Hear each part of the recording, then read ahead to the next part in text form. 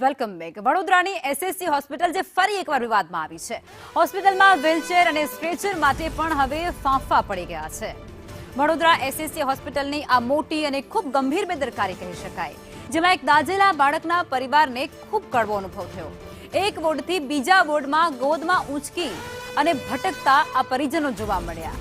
બાળકને બોટલ પણ હાથ ચડાવેલી હતી અને એ બોટલ તેમના પરિજનો પોતાની હાથમાં લઈ અને એ બાળકને અન્ય વોર્ડમાં લઈ જઈ રહ્યા હતા। આ ઘટનાનો વિડીયો સામે આવતાની સાથે જ અનેક સવાલો ઊભા થયા છે।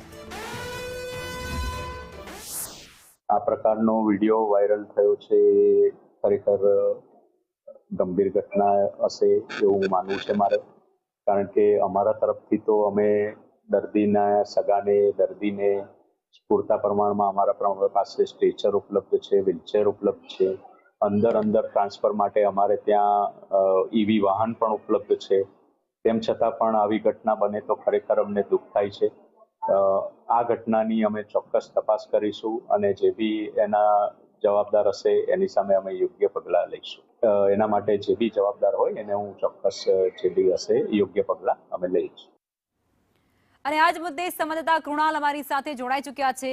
કૃણાલ, એસએસસી હોસ્પિટલનો ખૂબ કરુણ વિડીયો સામે આવ્યો છે, જેમાં એક માતાએ પોતાના બાળકને ગોદમાં ઉપાડીને લઈ જતી જોવા મળે છે। એમને વ્હીલચેરની પણ સુવિધા ઉપલબ્ધ કરાવવામાં નથી આવતી અને જ્યારે અધિકારીઓને પૂછવામાં આવે છે ત્યારે એઓ કહે છે કે આ વસ્તુ પર અમારું ધ્યાન નહોતો અને અમે તપાસ કરીશું, પરંતુ અત્યારે મુશ્કેલી પડી રહી છે। આ વિડીયો વાયરલ થયો છે એનું શું? જે રીતે આ વિડીયો સામે આવ્યો છે ત્યારે એક વાત કહી દઉં કે વડોદરાની એસએસજી હોસ્પિટલ મધ્ય ગુજરાતની સૌથી મોટી હોસ્પિટલ છે ને અહીંયા મધ્યપ્રદેશ, રાજસ્થાન અને મુંબઈથી પણ અહીંયા જે દર્દીઓ છે તે અહીંયા આવતા હોય છે। આ જે બાળક છે 4 વર્ષનું તે પહેલાં તો દાઝી ગયું હતું, તેને સર્જિકલ વોર્ડમાં ત્યાં લઈ જવામાં આવ્યો હતો અને ત્યાંથી તેને રિફર કર્યો હતો પીડિયાટ્રિક વોર્ડમાં। સર્જિકલ વોર્ડથી પીડિયાટ્રિક વોર્ડનું અંતર 500 મીટરનું છે અને જેમાં આ જે બાળકના જે પરિવારજનો છે તે હાથમાં જે બોટલ ચડાવવામાં આવ્યો છે તે તેમના હાથમાં છે। તેમને પૂછવામાં આવ્યું કે તમે શું સ્ટ્રેચર માંગ્યું હતું? તેમણે કહ્યું કે ના, સ્ટ્રેચર માંગ્યું નથી, પરંતુ આની ફરજ છે આપવાની। ત્યાંના જે વોર્ડના જે ત્યાં કર્મચારીઓ હોય તેમને આ સ્ટ્રેચર ત્યાં આપવું પડતું હોય છે।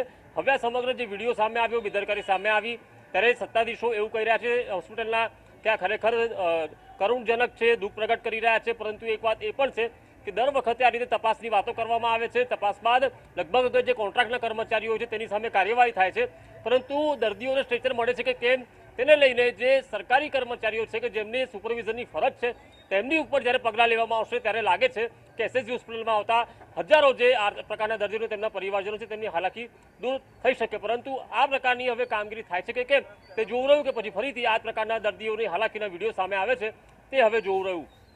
આભાર કૃણાલ।